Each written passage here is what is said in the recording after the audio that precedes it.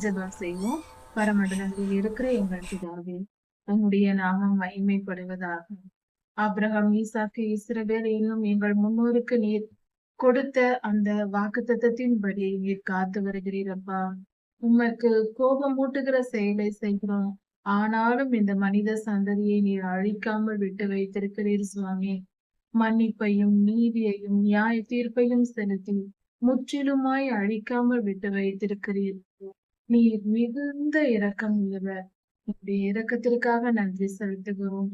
அந்த உம்முடைய இரக்கத்தின் நிமித்தம் கேட்கிறோம் எங்கள் வாழ்க்கையில் உள்ள எல்லா கஷ்டங்களையும் நீக்கி போடும், பற்றாக்குறைகளையும் நோய் நொடிகளையும் எல்லாவற்றையும் நீக்கி போடும், பிரச்சனைகளை நீக்கி போடும். நன்றி ராஜாதி ராஜா இயேசுவாவின் நாமத்தினால் பிதாவே, ஆமென்.